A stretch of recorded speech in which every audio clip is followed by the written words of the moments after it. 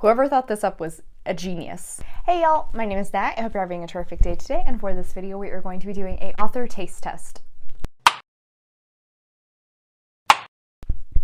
Before we get into anything bookish, however, make sure to hit like and subscribe down below, as well as tell me in the comments what is your favorite of Nina LaCour's writing. Alright, so from that intro, I think you can guess we are doing an author taste test of Nina LaCour. This is a name I have heard tossed around booktube for quite some time. I've been intrigued to try her stuff, but never officially picked any of them up. However, when We Are Okay was officially put on my TBR, I realized it was time.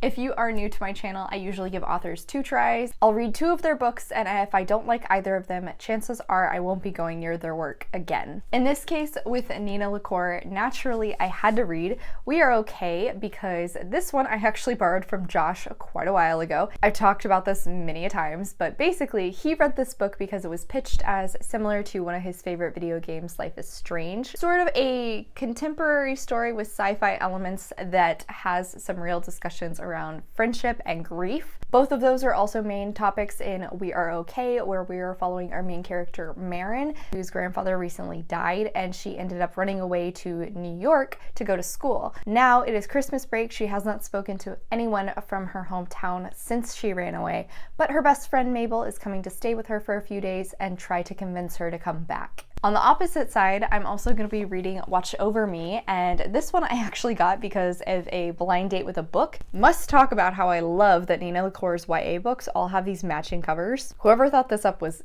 a genius. Also, this paperback version has a step back also, and it's gorgeous.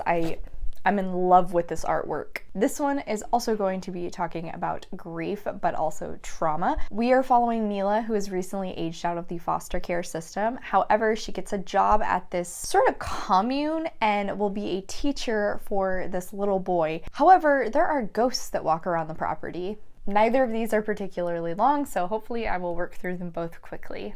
Hey y'all, so I've hit the halfway point into Watch Over Me by Nina LaCour, and I am enjoying this a lot more than I was expecting, just because I feel like I've heard pretty middle of the road things, so I wasn't really sure what I was going into and gonna get, but I'm actually enjoying it thus far. I'm pretty enthralled. It's very quiet and soft, but it has this very consistent, unsettling feeling that permeates the entire story. Reading this book feels like walking around in an abandoned building. It's eerily peaceful, but at the same time it's like hauntingly surreal, and thus far it's an interesting reading experience, but I am enjoying it. The writing is really simple, and yet I am completely enthralled whenever I pick it up. The atmosphere has just been so beautifully created, and although by this point I still don't feel like I 100% know Mila as a character, I gotta admit I'm very protective of her. I really just want nothing but the best things for her and Lee, the little boy she is teaching. She is so desperate to belong to this really odd family unit that she has joined. On one hand, it's like this is the perfect opportunity for this book to twist into a cult, but on the other hand, it is so pure in the idea of it that I really just hope there isn't any mysterious things going on. I really hope that they are just a hippie commune that lives out in the middle of the country.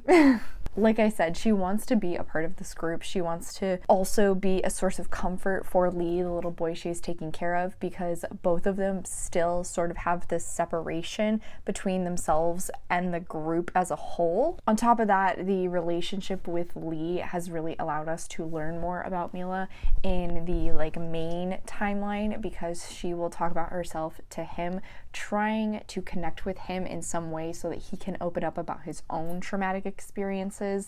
And on top of that, we have little flashback sections where we get to see the background that led to Mila being in foster care and then eventually getting hired here, and kind of the metaphorical ghosts she's been dealing with, but at the same time it also could definitely be real ghosts, because ghosts are real in this, and it's just sort of an accepted thing, which is very odd, but I actually really like how that's been done. It definitely feels like magical realism in that regard. Really though, the relationship between Mila and Lee is just so incredibly wholesome, and I think it's the one bit of light you get within this book while everything else feels incredibly somber. The consistent loneliness that Mila feels is only ever interrupted by Lee, she still has such a separation from even him. Like, I'm very impressed with LaCour's writing so far.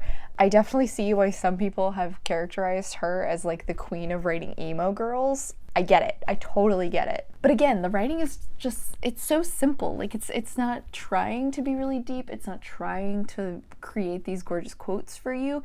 It is, and yet what it is has so much emotion behind it. This atmosphere and style of a plot, I felt like there should be a mystery going on, which I guess there kind of is because we don't really know everything about Mila's background yet. Obviously, with the commune that she's living on, there's definitely sort of the question of like, are they as pure as they seem, or is there something more sinister going on? But even so, that's not really like a major mysterious element in the story. We're focusing on Mila's character and her trying to find her place and herself in this new home that she may or may not become a part of.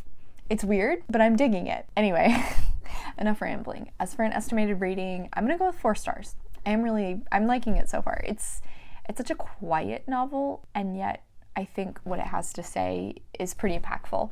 So hey y'all, so I officially finished out Watch Over Me by Nina LaCour, and you know, like, I really didn't know what to expect going into this book. I kind of just had middle of the road expectations, particularly with it being a YA contemporary book. I've kind of just come to expect those books to be 3-star middle of the road for me, but I actually really enjoyed this. My Cawpile breakdown came out to 4 stars. I definitely think part of my enjoyment is tied into the fact of how well created the atmosphere was in this book, seeing as how I am always here for great vibes. I think I talked about previously how I felt like there had to be some sort of a mystery going on, and like, yes, there is, but there also isn't. It really is sort of just a character study of Mila trying to find a new normal for herself, find a place for herself in this new home she has been welcomed into, but also just sort of trying to deal with her trauma and grief that has slowly been revealed to us throughout the book. Felt like there was a mystery going on, and I think that's because for the entire time I was reading this book, there's just something off, something that's not normal. You're not quite sure what it is, but you just feel it in your gut that something's going on. Especially after this one event, you really start to question everything because you want everything you're seeing to be pure and wholesome and sweet. But then you have the creepy atmosphere and the ghosts that are on this property, and it just reinforces that feeling all the more. It's hard not to be suspicious of the other characters apart from Mila. But even then, you also sort of have to be suspicious of Mila because is she actually experiencing these things? Are the ghosts actually doing this to her? Is she truly being haunted by something in her past? We don't know. You don't for most of the book, but whenever we finally had that reveal, it was just heart-wrenching. I was shocked that I actually got a little misty-eyed just because this book is so short, and I didn't think that with a book this short I would come to care about this character so much, yet I did. Once that happened, I just wanted to wrap Mila up in a hug. The twist that was revealed in the current timeline, however, it was so clever in how LaCour handled it. The way it paralleled the events from the past timeline where Mila experienced her trauma, really clever writing. All in all, I just think this was a hauntingly beautiful story about grief and trauma. And even though it was so short, I gotta say, I think it's gonna be pretty impactful. This is definitely one that I can see myself thinking back on. I gave it 4 stars in the end. I didn't expect this book to be bad. I didn't expect to not like it. I just wasn't expecting to enjoy it as much as I did, which I think makes me all the happier that this turned out to be 4 stars. Hey guys, so I have hit the halfway point into We Are Okay by Nina LaCour. I'm enjoying this. Very similar to Watch Over Me in that it has this ongoing, almost suffocating, somber tone throughout the book. Damn, does it really bring your mood down? But within the flashbacks we're seeing, we do get these happier, simpler times. Those aren't safe either. Even in those, we start to see that both Marin, our main character, and her grandfather still have some old scars that are haunting them, which is an ironic choice of words given the fact that Watch Over Me had actual ghosts, whereas We Are Okay, Marin talks about the fact that she has ghosts, she is being haunted,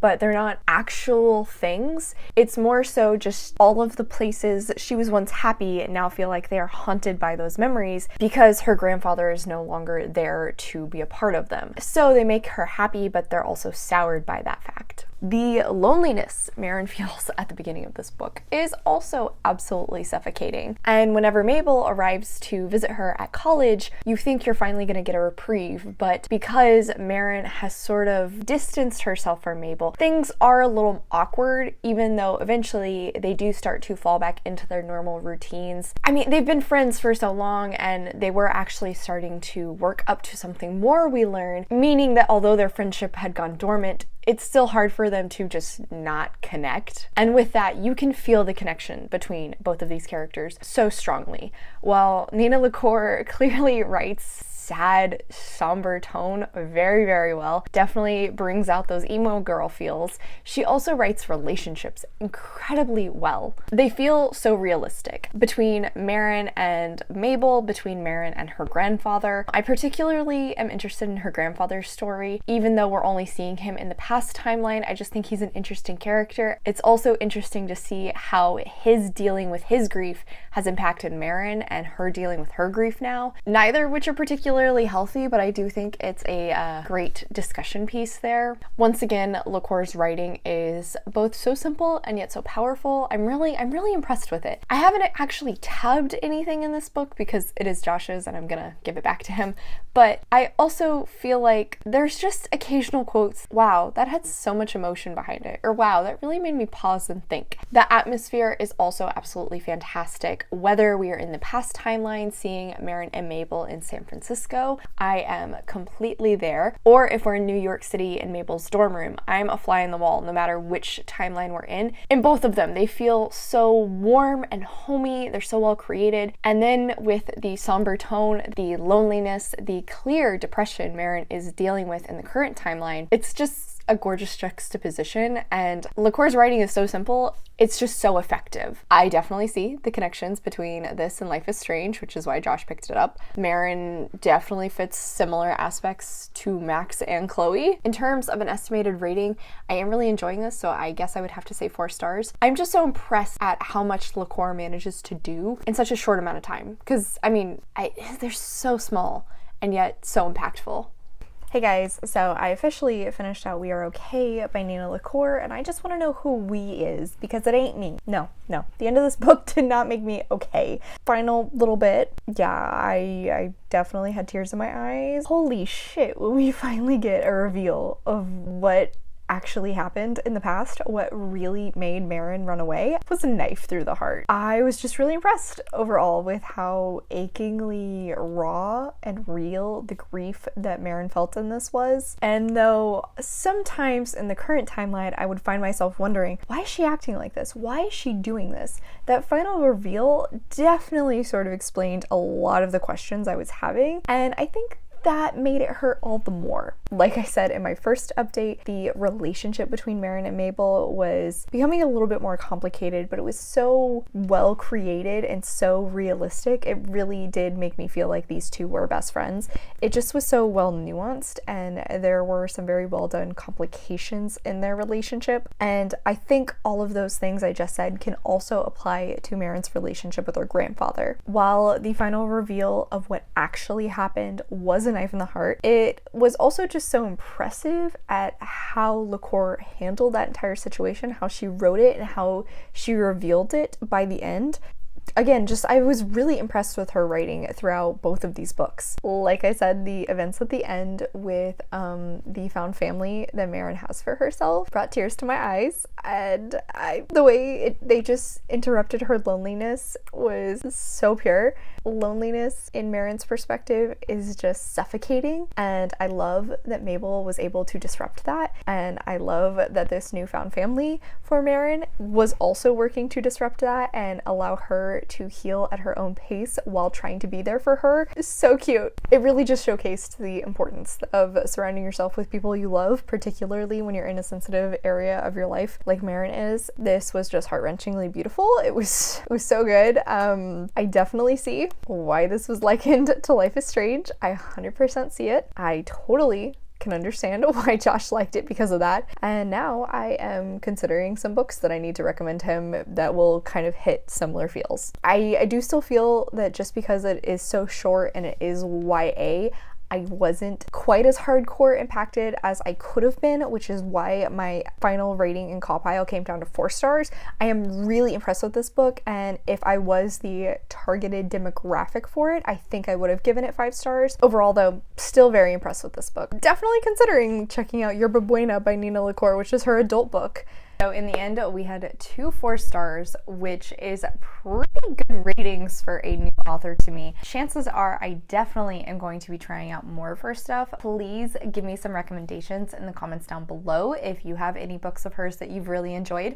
Like I said in the last clip, probably gonna check out Yerba Buena, seeing as how I think it hits on similar topics, but in a adult story. And special thank you to Josh, who has let me borrow this book for over a year. I can finally give it back to him. All right, y'all, so that is it for today. Thank you so much for coming to my channel. I really appreciate it. Be sure to hit like and subscribe down below. I have all my socials as well as a few ways you could support me linked in the description. I come out with videos on Monday and Friday, but until then, I hope you continue to have a terrific day. Love you, bye!